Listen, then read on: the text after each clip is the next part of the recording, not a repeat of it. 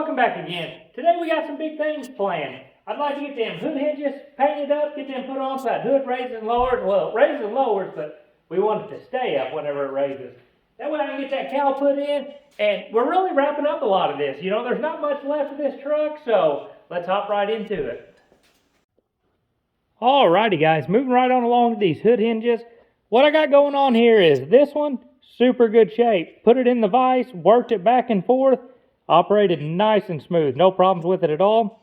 That little guy creaked, popped, operated really bad, and the reason was inside this spring there was rust, and all that's got to rub as that moves. All them springs got to rub against each other. That one was filled with rust, operating bad. That one was good. So I'm going to show you guys a sneaky little trick. What I got cooking up over here, this is white vinegar. And whenever you put rusty metal in white vinegar, it eats all the rust off. That started out as clear vinegar. That is all the rust and stuff off this part. You look at this spring now, nice, clean, shiny metal. So I'm going to get that thing washed up in the parts washer, get all this little bit of crud off of it, blow it out real good, grease it, and then I should have two springs that work good, should work a lot smoother. I should have showed you guys how rough it was before, but got a little excited and did it the other night. So I can get them painted up, back on the truck. Hood's going to open, stay open. It's going to be awesome. So I'm going to get with it.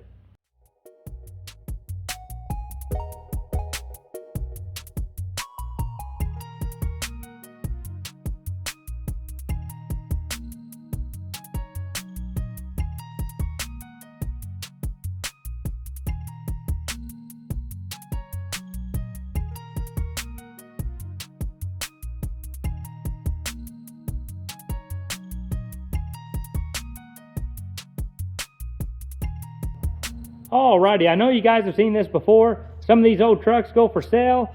The hood right there in the center will have a gnarly crease in it from the hinges being so stiff.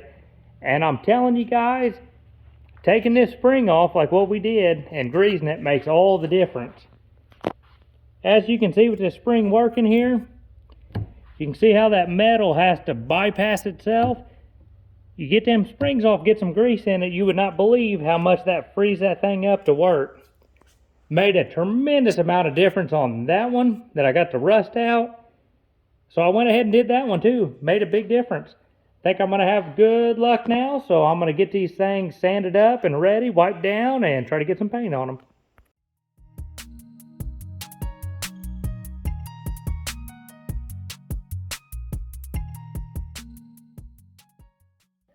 Alrighty, we're probably going to give them one more day to dry up.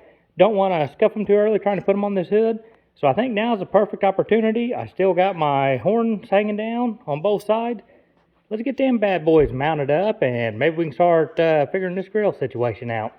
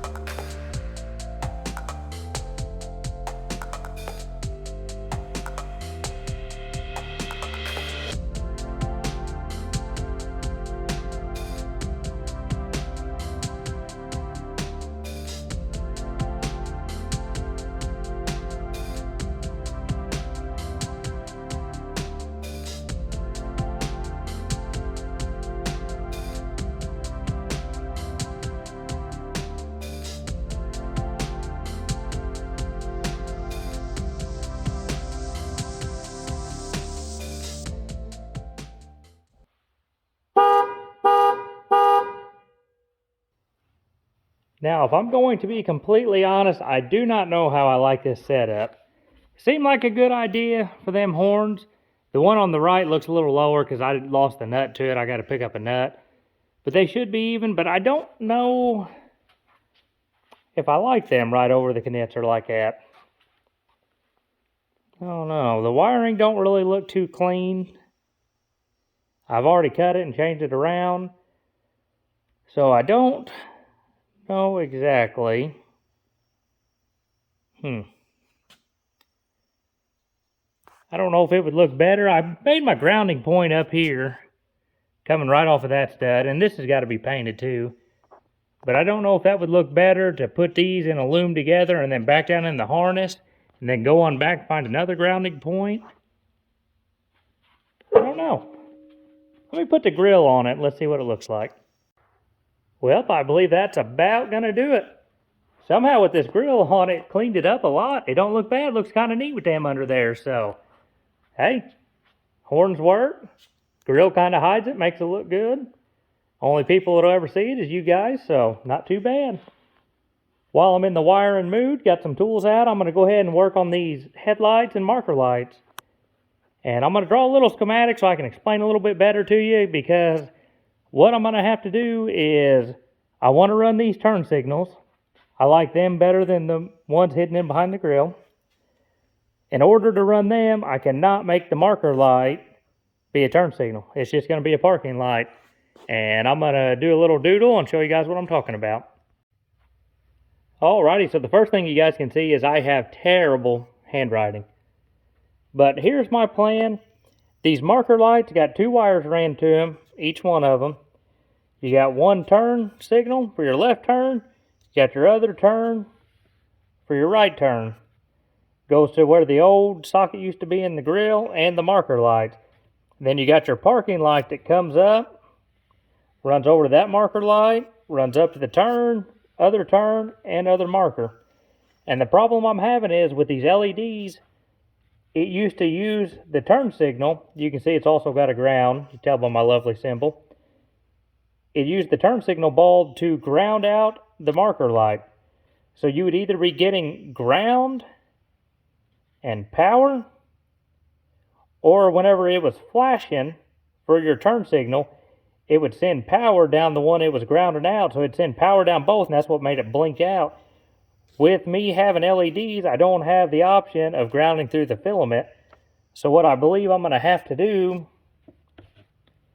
is take my parking light here, leave it to it, so I'll have power coming down my parking light, and I'm going to have to cut this wire somewhere in here, bring it out, and put it to a ground.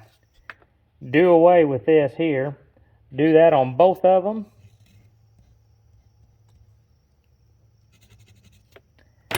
So then the marker lights should just be marker lights. They will not be turn signals no more.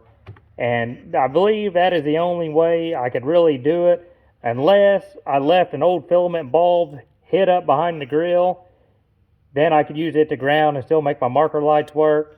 But I do not believe I'm going to do that. I think this will be the easiest. Leave that as a marker light. Do not use it as a turn signal. I'll have my new LED turn signals in the grill.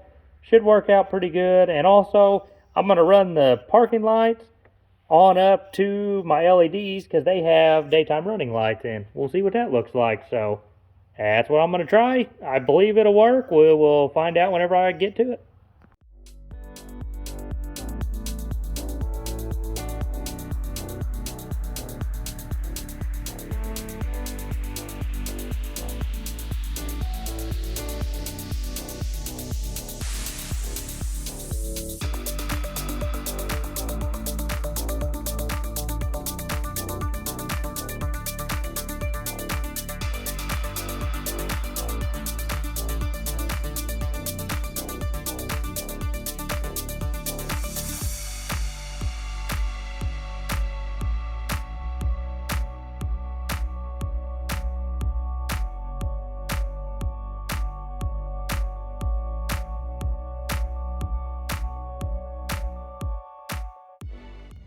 Alright, another step down. Cal is on.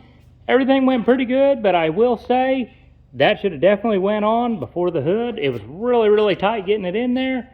No big deal, we got it. I put some tape down, thought I accidentally scratched the cow a little bit, but just a little bit of adhesive of the tape. So that's awesome. That looks a heck of a lot better. Got a couple more parts out of my floor.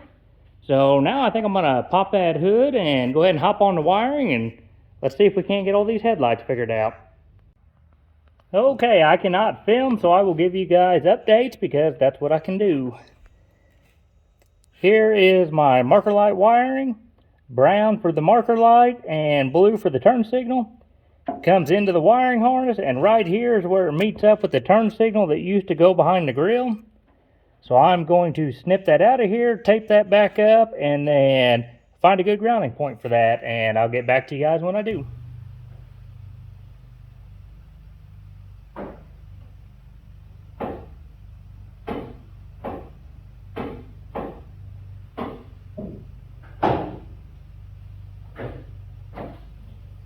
Alrighty, so that's my setup so far.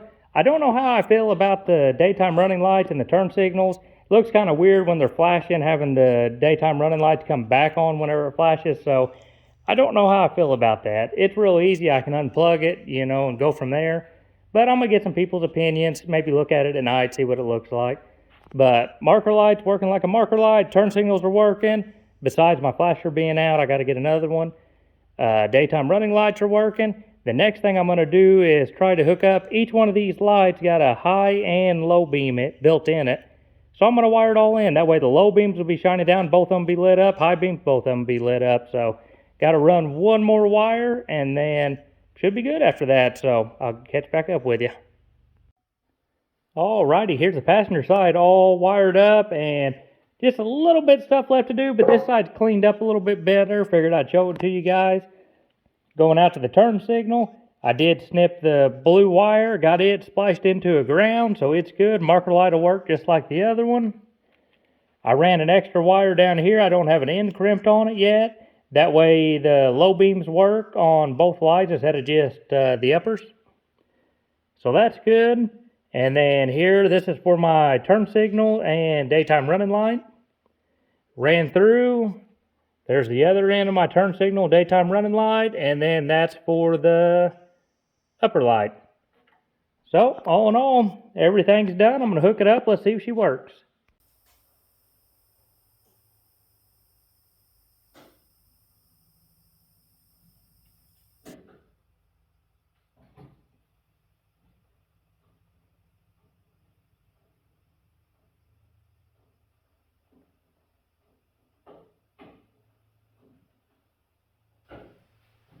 Well, guys, that's going to bring another one to a close. I appreciate you guys watching, subscribing. Happy we could check off another thing off the list. So before long, we're going to be driving this truck, so we'll see you next time.